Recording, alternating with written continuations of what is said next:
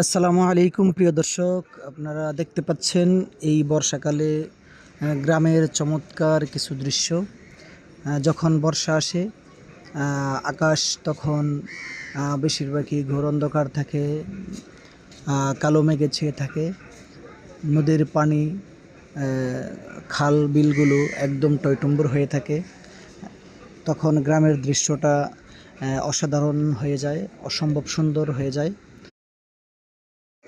যখনই আপনারা এই গ্রামে আসবেন তখন এই চমৎকার সুন্দর দৃশ্যগুলো দেখতে পাবেন।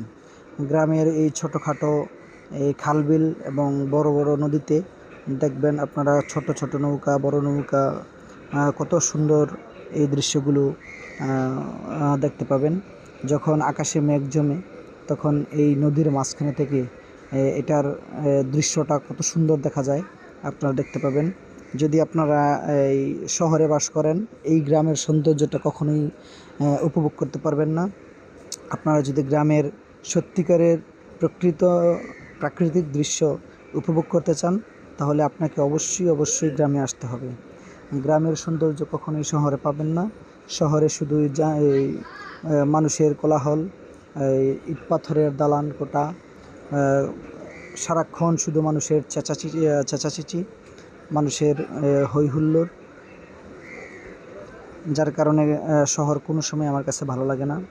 গ্রামটা এতই সুন্দর, এতই চমৎকার যে আপনারা যেখানেই যাবেন সেদিকেই আপনারা দেখতে পাবেন অনেক সুন্দর চমৎকার দৃশ্যগুলো।